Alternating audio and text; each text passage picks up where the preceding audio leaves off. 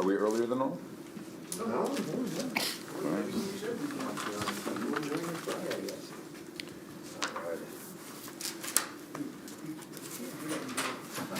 Can we begin with questions?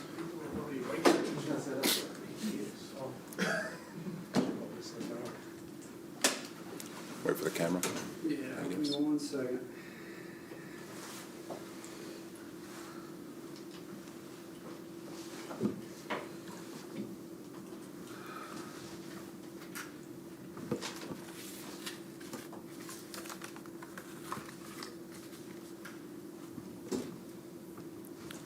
Okay, I'm ready.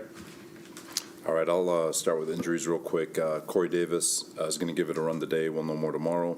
And then Rankins, he's not looking good for the weekend. What's your feeling on Corey Davis' availability for Sunday? It's going to depend on what happens today. He's going to give it a run. We're more optimistic than we were last week, but at the same time, it's going to come down to work today, see how he feels tomorrow, and then.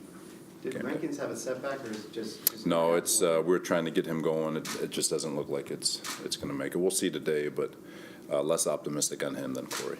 You had talked about Mekhi Becton doing field work this week. Can you just give us an update on where he's at? Same. We'll, I've been focusing on this. Usually that update doesn't come till Monday, so I'll have more for you guys on the Monday press conference. Yesterday.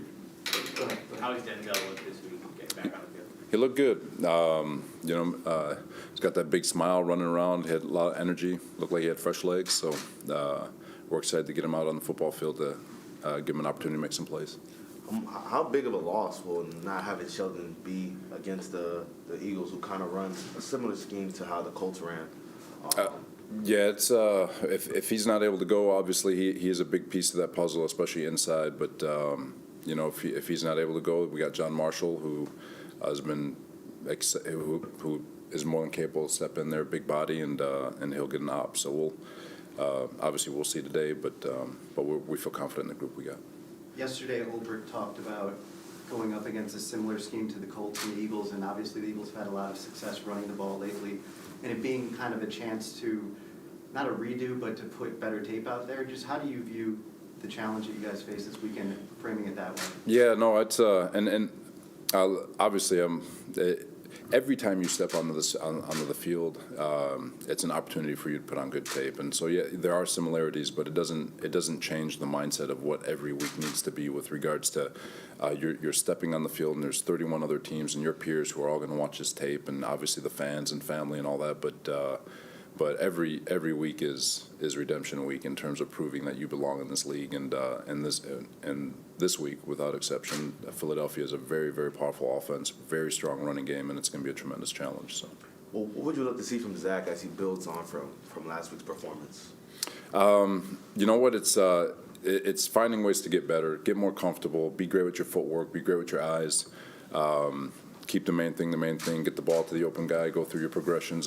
It seems simple, but getting comfortable earlier in games, but that just comes with time. So he's, just improve every game and really improve on the simplistic part of it. And he's got such a great mindset to him, and especially for a young man. So we know he's going to get better every time he steps out on the football field. So we're looking forward to it. He talked about being hard on himself. Do you ever have to tell him maybe no, don't be so hard on yourself? No, I mean, the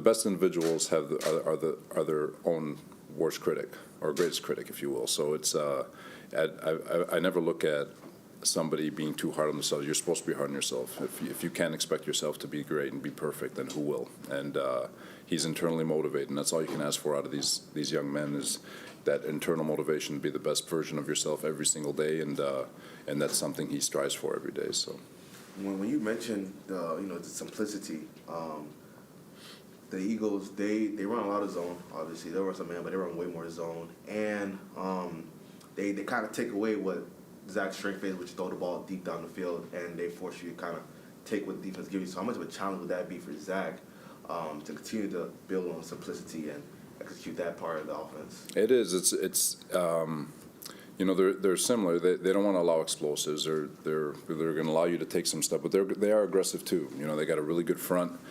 They make it hard on you. They'll match coverages and they'll make you go over the top, but at the same time, there's a discipline in this style of offense where you go through your progression and if whatever number you are in the progression, if it's open, let it rip. And if it means number one's open, then let it rip. If it means the check down's open, let it rip. So for Zach, just to have the discipline to work through his progression as quickly as possible, get rid of the ball in a timely manner, and trust that the offense will continue to work for him. But at the same time, don't be a robot.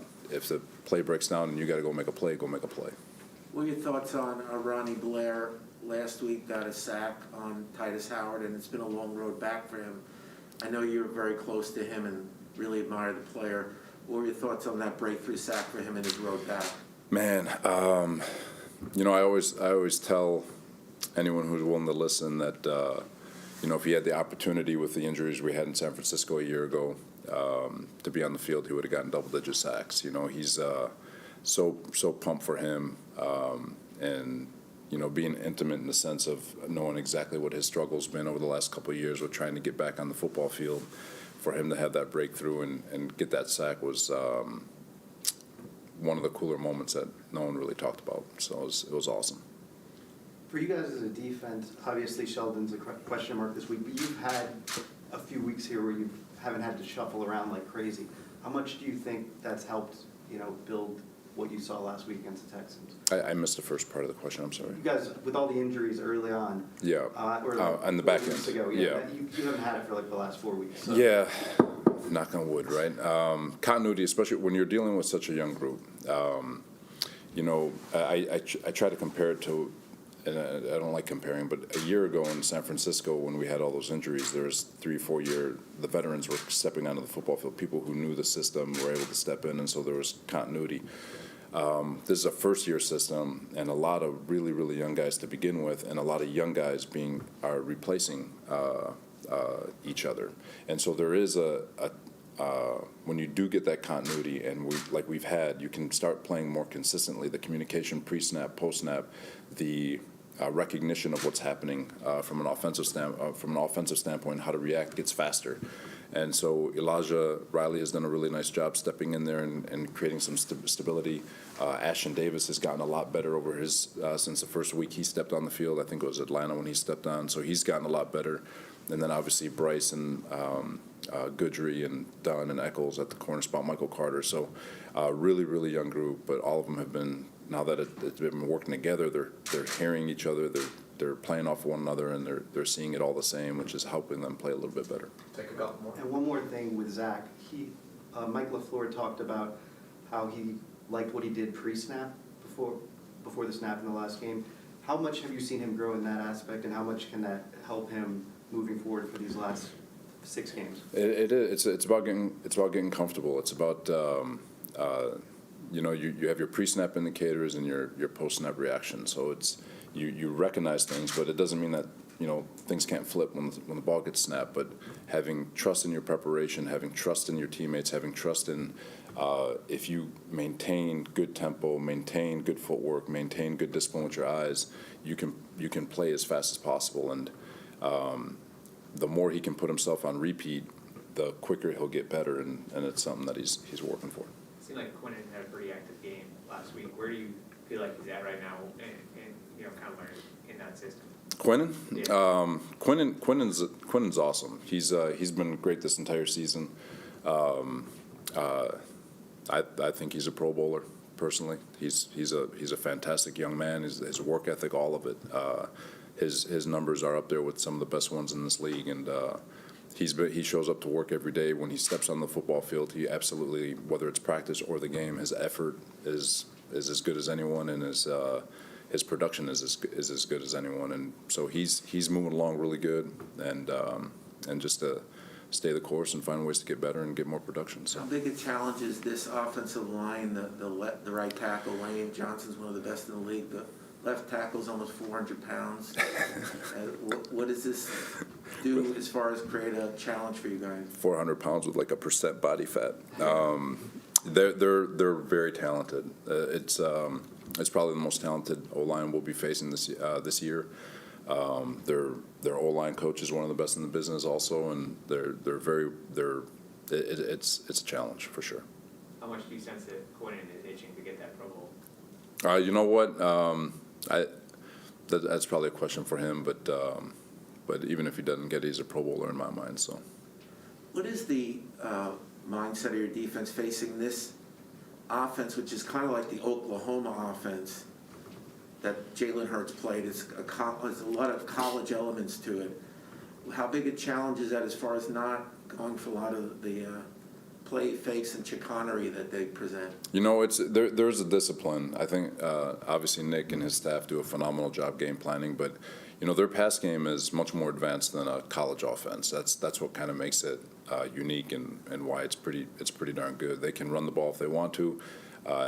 You know, just being here when they were here in the summer, I was actually shocked at Jalen's ability to throw the football.